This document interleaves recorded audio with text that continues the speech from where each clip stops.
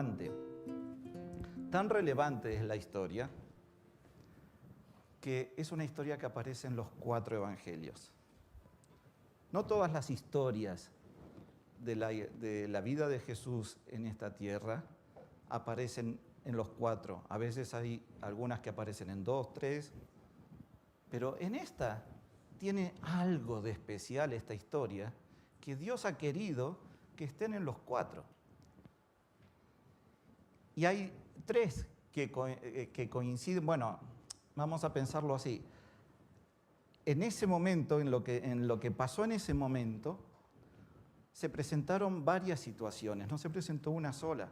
Y entonces vemos cómo en cada uno de los relatos bíblicos vamos a ver cómo siempre aparece algo especial o que es distinto al resto.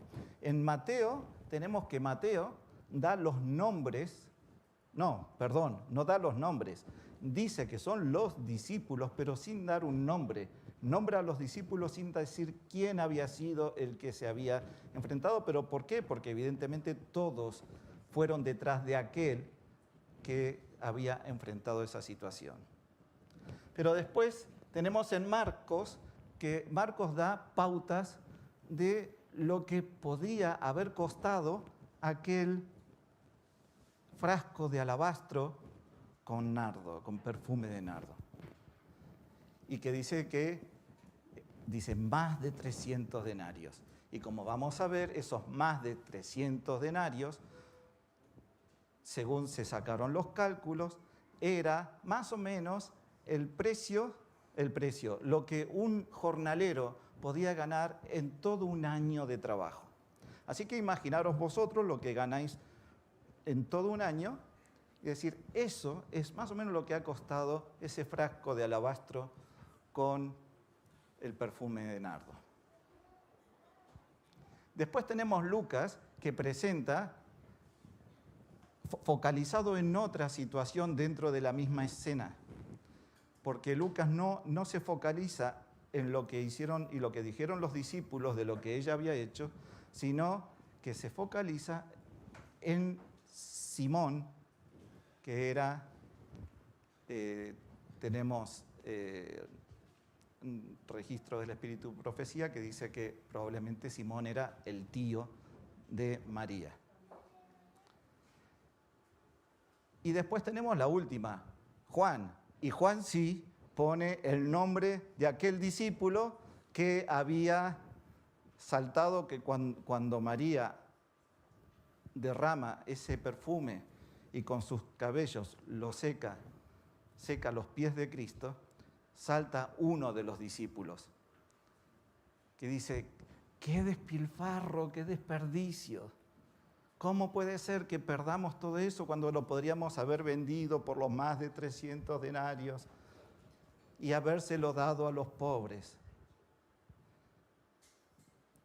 Esa alma caritativa resultó ser Judas. Esa alma caritativa resultó ser Judas, que encima, en el libro de Juan, si vosotros lo leéis, en Juan 12, leéis toda la historia, él relata cómo Judas extraía, que era el tesorero del grupo, extraía del dinero de la bolsa para fines personales. Por lo tanto, ven, es una historia que aparece en todos los evangelios y en cada uno da una pincelada especial de lo que pasó en ese momento. Ahora, también vosotros pensad esto, ¿qué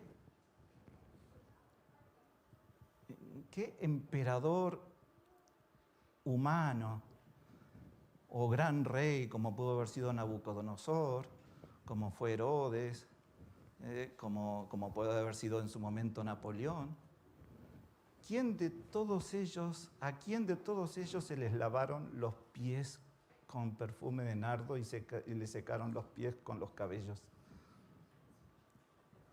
A nadie. Solamente a Cristo. Y si nosotros seguimos, vamos a ver algo más, y es que tan importante era lo que pasó en ese momento, que Jesús dijo muy claro: de cierto os digo que donde quiera que se predique este evangelio en todo el mundo, también se contará lo que ésta ha hecho. ¿Para qué? Para memoria de ella. O sea, que si nosotros ahora tomamos el otro texto, esta mañana decíamos que cuando estudiamos la Biblia hay un texto aquí, otro texto allí, y cuando encontramos palabras similares en un lugar y en otro, nosotros podemos ir asociando y podemos ir descubriendo qué es lo que Dios nos quiere decir. Lo veíamos esta mañana cuando vimos qué decía Apocalipsis 14:7, que hablaba de que adorad a aquel que hizo los cielos, la tierra, el mar y todas las fuentes de las aguas, y después fuimos al cuarto mandamiento donde dice también y nombra exactamente que porque Jehová Dios hizo los cielos, la tierra, el mar y las fuentes y todas las cosas que en ellos hay en 6 días, y en el séptimo reposó, cesó de sus obras.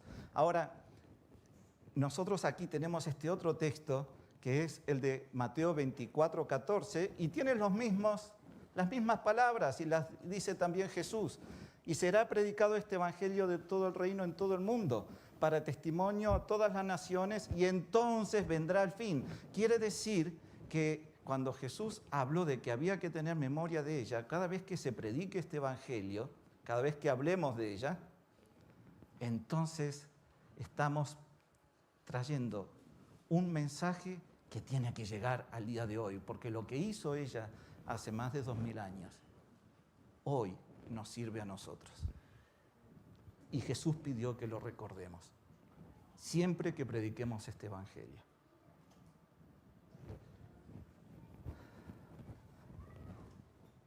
Así que yo les decía que buscando material, cuando yo me encontré con este sermón, y que es difícil, por eso le pido tanto al Señor. Hemos hecho una oración al principio, por eso no he hecho otra ahora, pero les puedo asegurar que estoy en permanente oración porque no quiero quitarle la más mínima fuerza al mensaje que tiene esta historia. Cuando estaba buscando el material, me encontré en una página que yo suelo consultar mucho, ya la conocéis, la de libros1888.com. Hay como una especie de, podemos decir matutina, de unos pensamientos de un pastor que fue el que predicó sobre este sermón, se llama Robert Wieland, se llaman Migajas de Vida. Y en un punto, allí en uno de los días, tenía estas lecciones, por eso lo saqué yo aquí, lecciones de alabastro y nardo. Y dice, él pone en ese texto: María había pagado un precio exorbitante por ese frasco de alabastro conteniendo el precioso perfume. Es así, y recién lo vimos, cómo era el precio del jornalero, del pago de él de todo un año de ganancia. Por lo tanto, y nosotros vemos cuál es la comparación con Cristo. Jesús pagó un precio infinito por nuestra redención. Si seguimos, que sea un derroche, fue el comentario de Judas, ¿se acuerdan? ¿Por qué este despilfarro? ¿Por qué este derroche? Dice, lo que hizo María es un auténtico derroche, es cierto, porque podrían haber bastado solo unas gotitas nada más de ese perfume para ungir la cabeza de Cristo y ya estaba, o los pies. Por eso, ven que los discípulos, y en Mateo me gusta porque Mateo no le echa la culpa a Judas directamente. Mateo se incluye como Daniel, ¿no? En la oración de Daniel se incluyó en el pueblo y él se incluyó entre los discípulos que apoyaron a Judas y que dijeron, todos se enojaron y dijeron, ¿para qué este desperdicio? Pues, ¿saben qué? La muerte de Cristo también fue un derroche. derramó su sangre suficiente para salvar al mundo entero. Pero lamentablemente, solo unos pocos lo aceptan.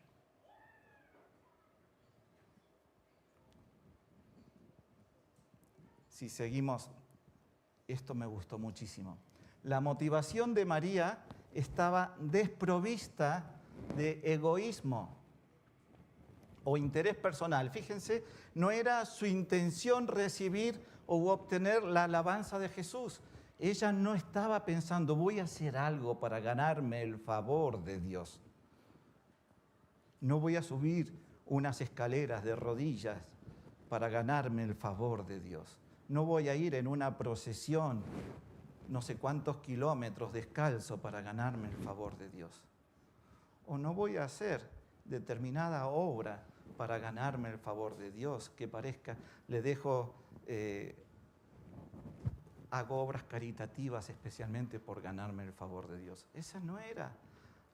Ella simplemente lo que quiso hacer con ese acto, fíjense lo que pone, lo único que quería era decirle, gracias, Señor, por salvarme. Gracias, Señor, por haberme redimido. No nos olvidemos de algo. Hay muchos relatos pequeños de María en los evangelios, y uno de ellos, ¿se acuerdan que hablaba de cómo le fue quitado 7 demonios? ¿Se acuerdan? Jesús oró para que ella pudiera quedar limpia.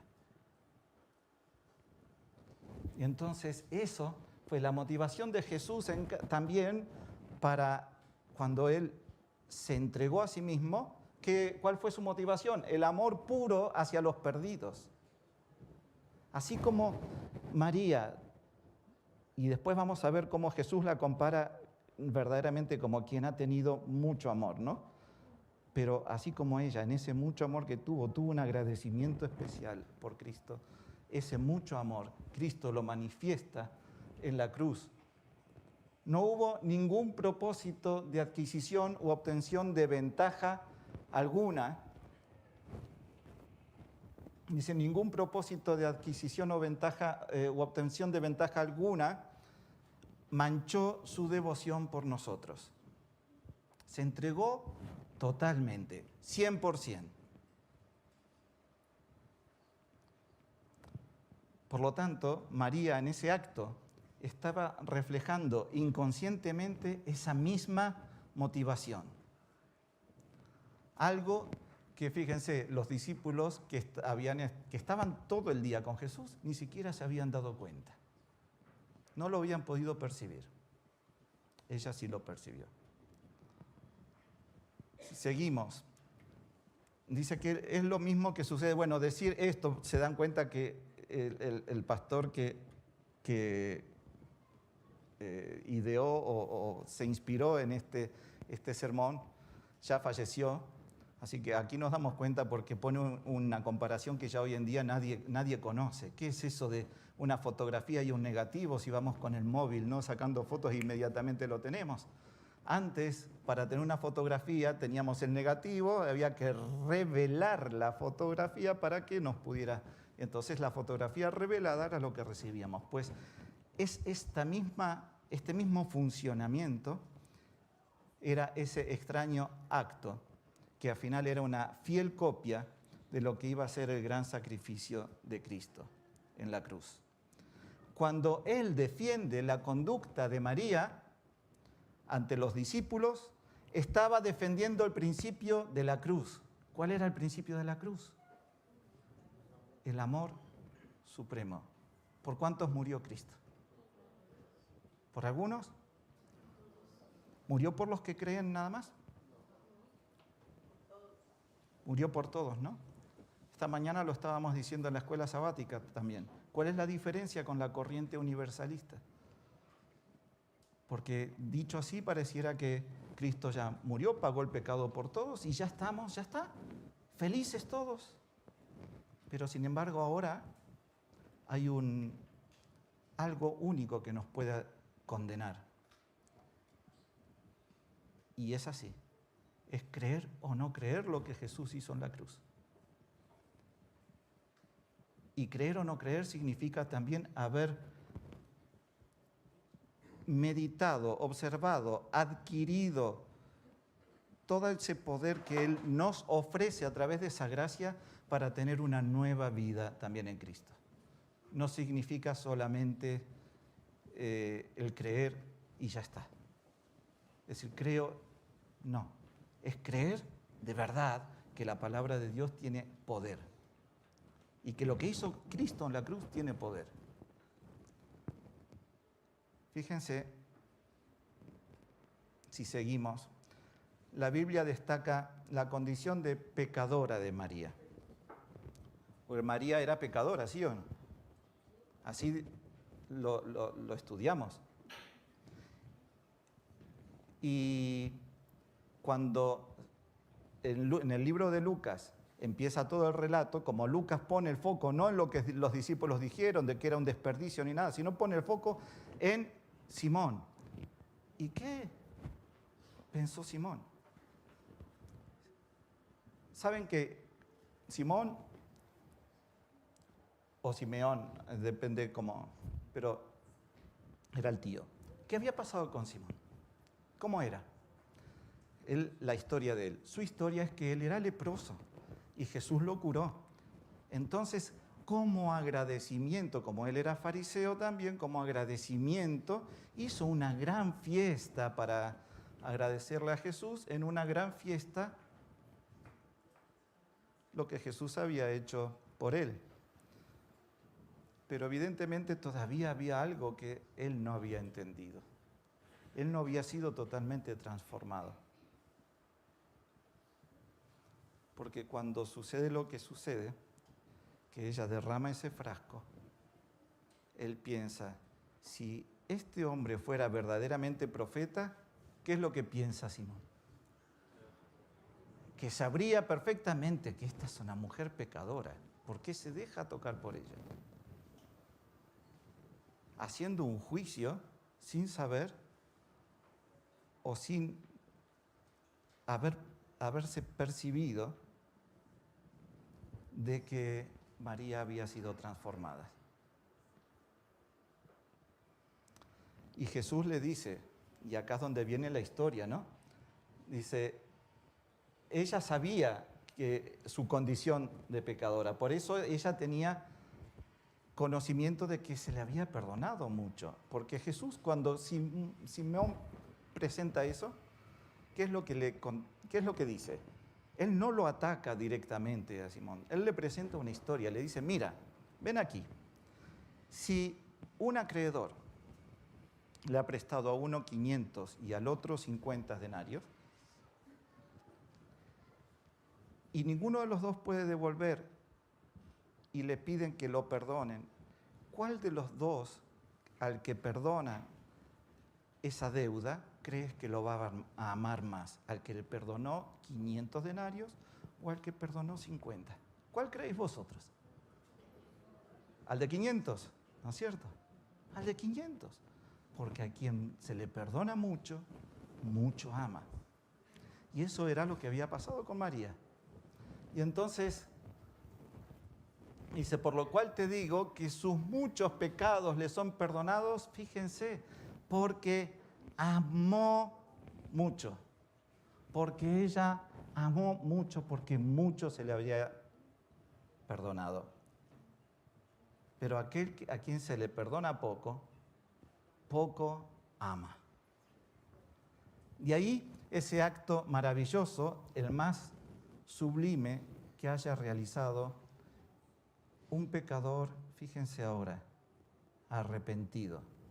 En toda la historia, el acto más sublime de un pecador arrepentido fue lo que hizo María con Jesús.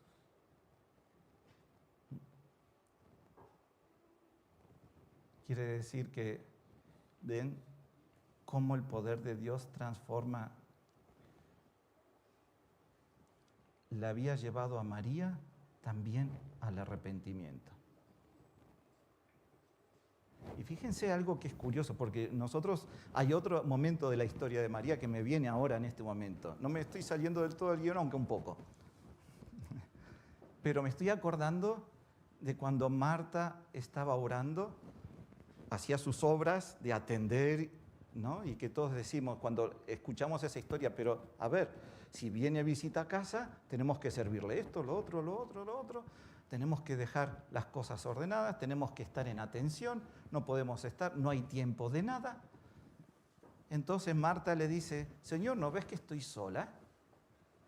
¿Y dónde estaba María? A esos mismos pies de Cristo que después derramó su frasco de alabastro.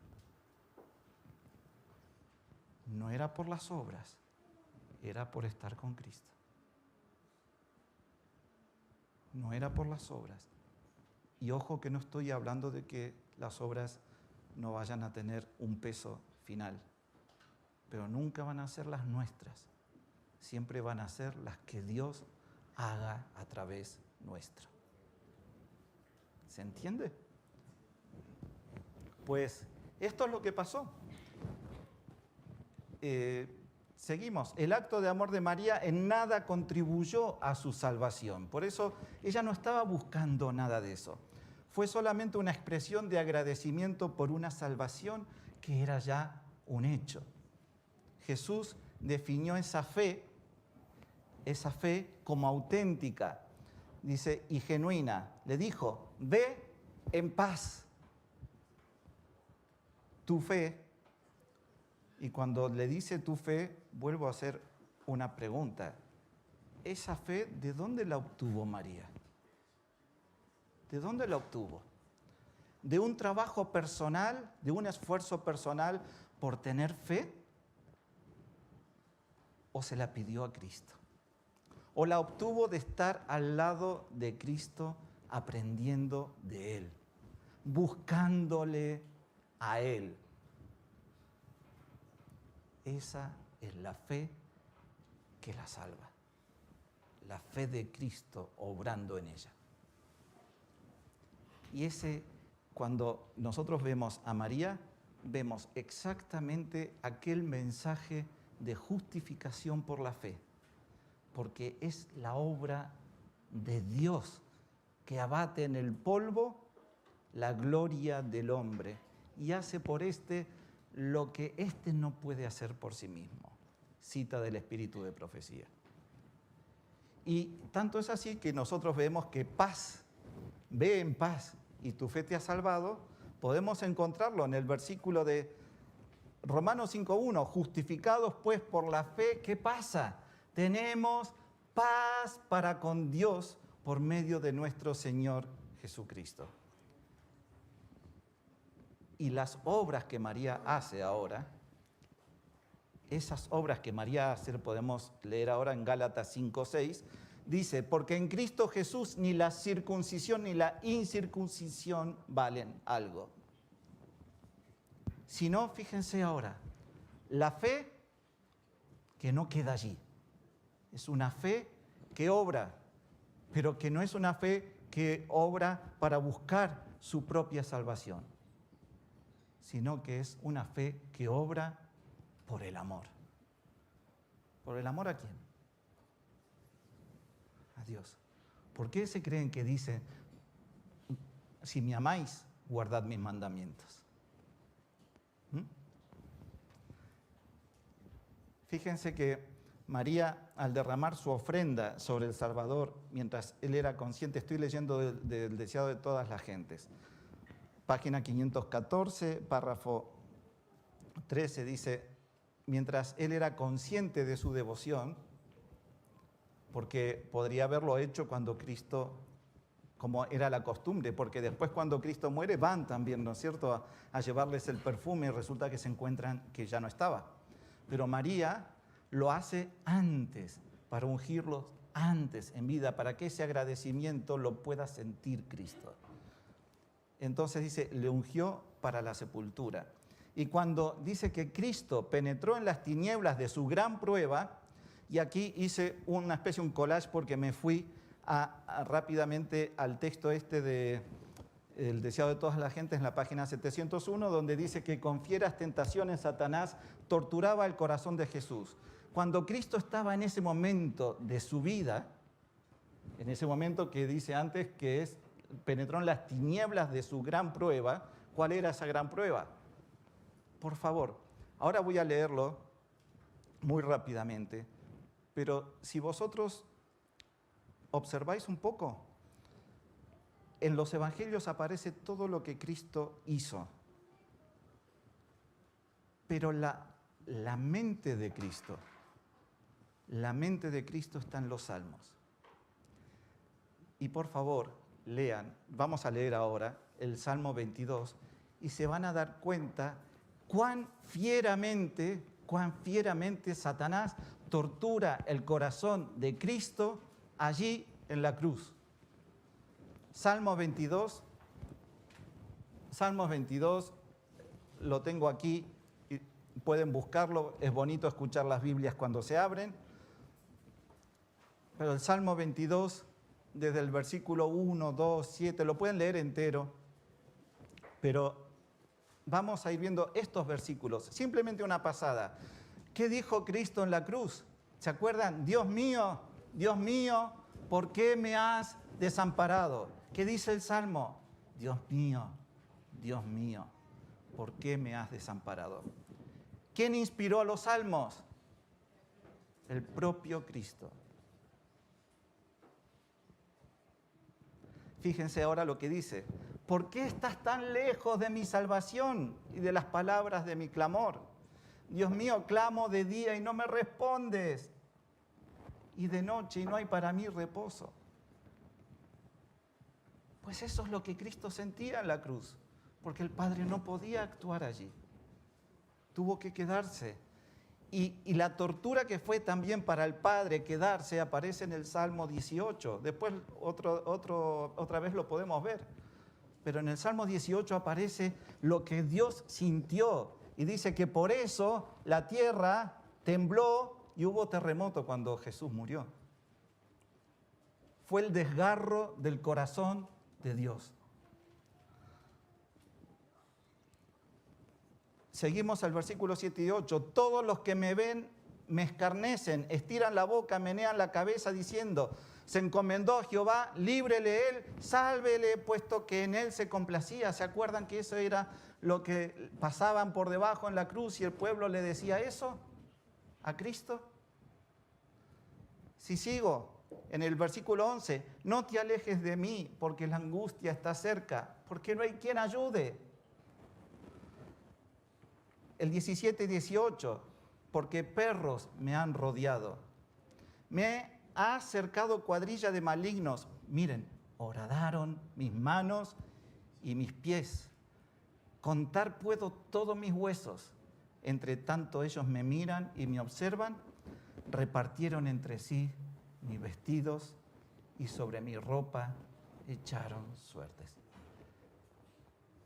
Vosotros podéis tener conciencia del sufrimiento que tuvo que haber sido, ya no como la cuestión física, que ya hemos conocido eso, ya no la cuestión física solamente, sino aquí, la tortura que tiene que haber sido para Jesús estar allí y decir, estoy muriendo, estoy entregando mi vida por todos ellos. Por eso después dice, Padre, perdónalos, porque no saben lo que hacen. Pero tan grande fue el amor de Cristo. Tan grande fue el amor de Cristo. Y entonces, miren qué bonito ahora. Yo me acuerdo que hace un tiempo, cuando en otra predicación sobre Jesús, meditando en ese momento en la cruz, uno pensó, en un lado tenía al ladrón que lo rechaza, que al final termina siendo lo que es verdaderamente evangelio, el rechazo a Cristo, ahí al lado en la cruz y rechazándolo, y el otro que acepta a Cristo, es lo que los iba a condenar a uno o a otro.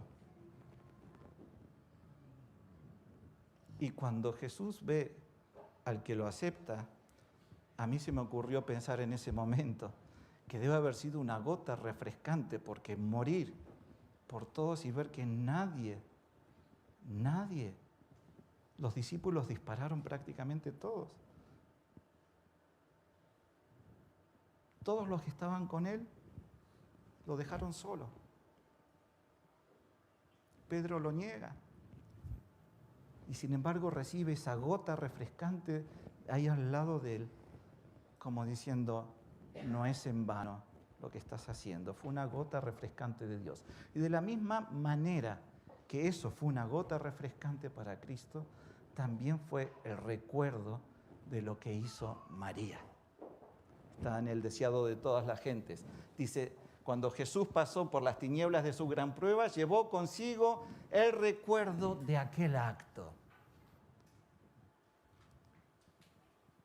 ¿Cuántos no quisieran encontrarse cuando Jesús venga con María y darle un abrazo a ella también por ese acto que a Jesús le dio también ese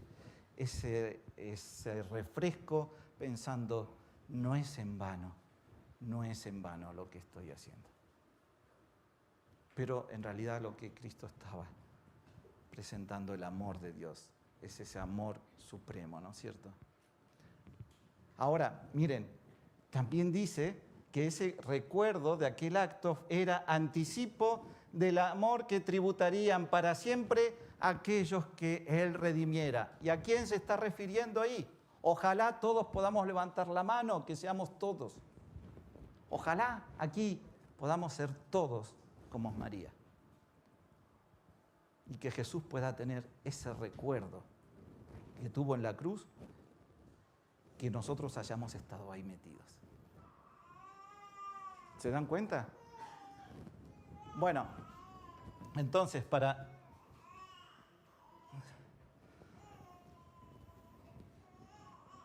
nosotros hemos visto que era un mensaje que era para predicar hasta el tiempo del fin y que tenía que ver con un prototipo, con un pueblo final. Porque ¿qué significa alabastro y nardo en el tiempo del fin? Recién lo acabamos de ver, ese recuerdo era para todos los redimidos, incluso los que quedarán como última generación antes de que Cristo venga. Entonces, dice, Jesús vio en ella ese prototipo, una demostración, fíjense, del milagro que su amor obraría finalmente. ¿Quién va a obrar el milagro de tener un pueblo que lo pueda representar en carácter a Dios? No nosotros, es Dios el que lo hace. Lo ha prometido y lo hará. Vio el plan de la redención triunfando en la raza humana. No es un fracaso lo que hizo Cristo en la cruz, como alguno lo quiso presentar alguna vez.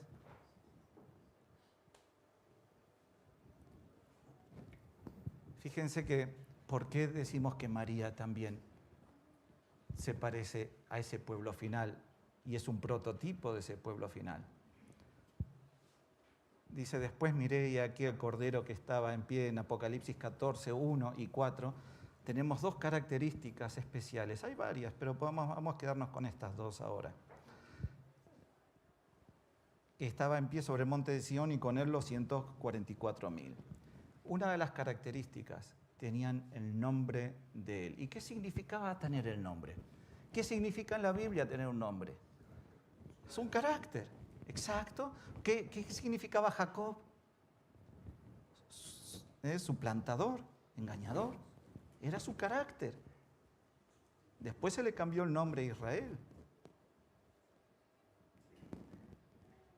Y así podemos ver un montón de historias. Saulo, Pablo, Sarai, Sara, Abraham. Pero lo que reflejaban era carácter. Entonces, ella tuvo al final una victoria porque dejó que Cristo pusiera su carácter en ella. Porque si no, no hubiera podido amar. Y además lo seguía a Jesús por donde quiera que iba, seguía al Cordero por donde quiera que iba. Fue María la que se sentaba a los pies y aprendía de él. Fue María la que derramó sobre su cabeza el precioso ungüento y bañó sus pies con lágrimas.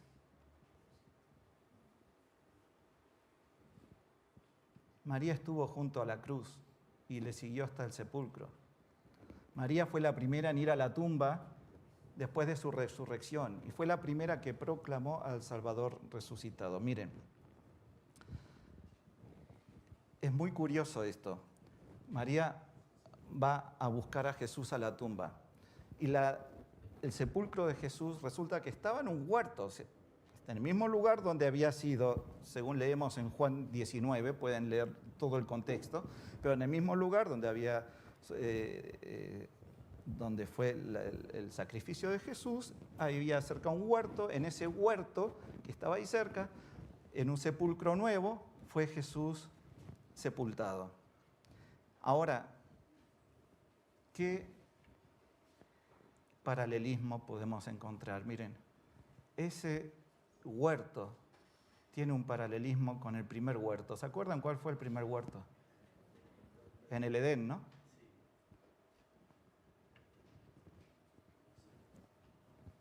En el huerto del Edén,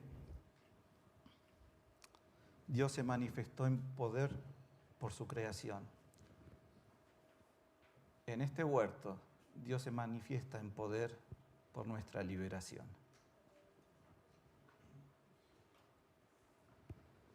Dice que María estaba llorando junto al sepulcro y mientras lloraba se inclinó para mirar dentro del sepulcro y vio dos ángeles con vestiduras blancas que estaban sentados, el uno a la cabecera y el otro a los pies donde el cuerpo de Jesús había sido puesto. Y ahora vamos a hacer una especie de estudio aquí, porque resulta que los ángeles se le acercaron y le dijeron: María, ¿por qué lloras?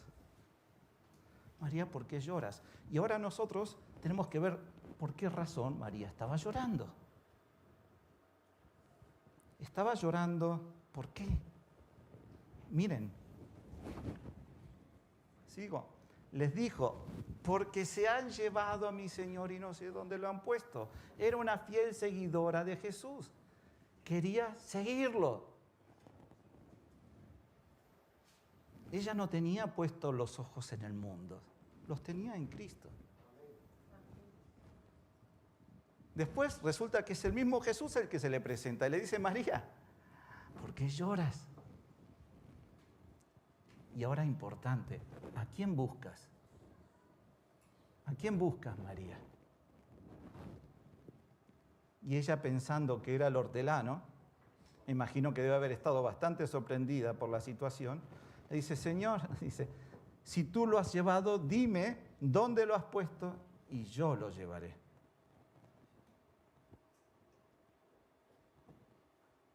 Tomando su cruz prácticamente, me lo llevo.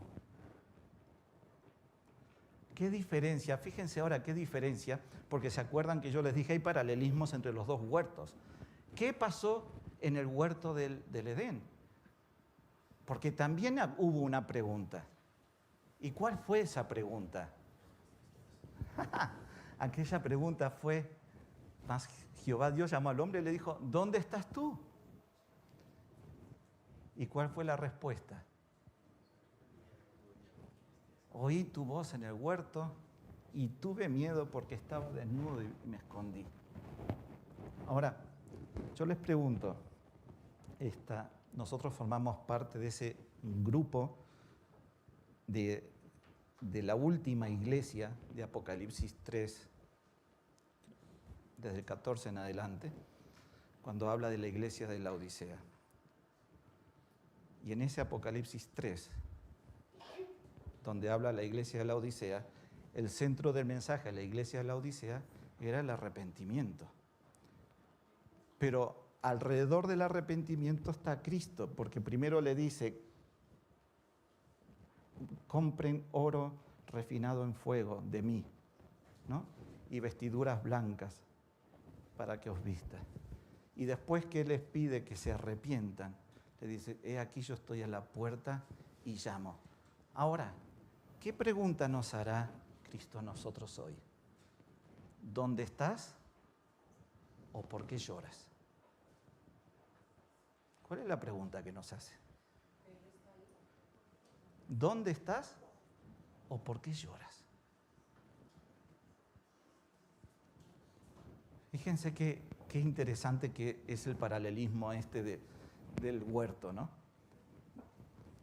Entonces, acá extraje una última cosa, porque, claro, uno lee a veces textos del espíritu de profecía y dice, no, tenemos que hacer cosas, nuestras obras tienen sus méritos, porque si no fuera porque yo estoy luchando con todas mis fuerzas para alcanzar esa estatura de hombres y mujeres en Cristo, sería imposible. Pero es cierto que ella hace esa pregunta, ¿no es cierto? Porque fíjense, dice, ¿estamos luchando con todas nuestras fuerzas para eso? Pero, ¿qué significa luchar con todas nuestras fuerzas? Y ella inmediatamente hace otra pregunta. ¿Estamos buscando su plenitud? ¿Qué había hecho María? Lo había buscado. ¿Estamos buscando su plenitud? Gente, por favor, estamos en un momento importante de la historia. Hermanos queridos, estamos en un momento importante.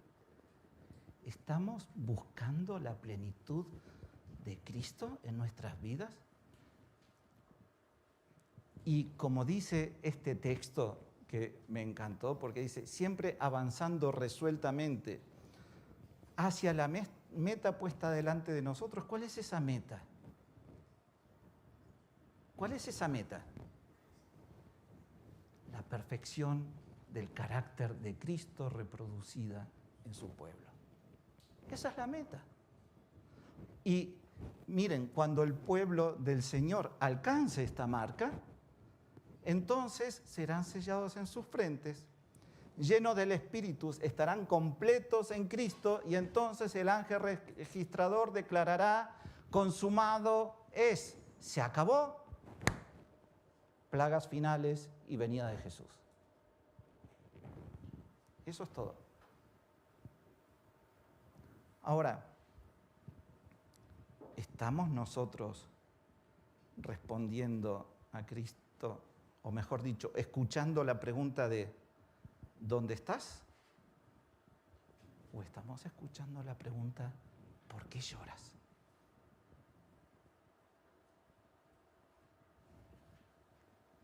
Nuestra vida, nuestra manera de ser, nuestra manera de vivir, de actuar, de tratar, incluso en nuestra manera de presentarnos a la sociedad, refleja verdaderamente el Evangelio, el carácter de Cristo, que Él nos amó primero, nuestra manera de comer. No estoy acusando porque me estoy haciendo una reflexión personal. ¿Representa verdaderamente a Cristo? Cuando nosotros salimos a la calle, ¿la gente ve a Cristo en nosotros o nos ve a nosotros? ¿Dónde estás o por qué lloras? Esa es la pregunta. Y entonces terminamos con algo fantástico, porque Jesús le dice a María, María, volviéndose, la llama, María. Y entonces ahí ella escuchó la voz de Jesús nítida y responde, Raboni. ¿Qué quiere decir? Maestro. Bueno, ese grupo final, el cual María representa, va a encontrar al Maestro viniendo en las nubes de los cielos. ¿Vieron por qué era importante esta historia? Ojalá haya servido para nosotros para reflexionar. Incluso es muy difícil. Yo sé que hay cosas que nos cuesta mucho abandonar. Nos cuesta muchísimo. Pero yo les pregunto, ¿a Dios le es imposible transformar nuestras vidas incluso en aquello que nos cueste abandonar a nosotros? A Dios no, ¿no es cierto? Si nosotros creemos que el pecado, que nosotros mismos podemos ser más fuertes que Dios, es porque todavía no hemos sentido la atracción buscándolo. Porque Él dijo, cuando yo me levante, a todos atraeré a mí mismo. Que Dios nos bendiga, queridos hermanos, para que verdaderamente este mensaje pueda tener ese resultado transformador en nuestras vidas, porque no se olviden que los ángeles que contienen los vientos los van a soltar cuando el pueblo de Dios esté sellado. Quiere decir que nosotros somos causa con nuestro rechazo de que todavía Cristo no haya venido. Así lo presenta el Evangelio, así lo tenemos que sentir, lo tenemos que vivir, reflexionar y encontrar el gozo en Él. Que Dios los bendiga.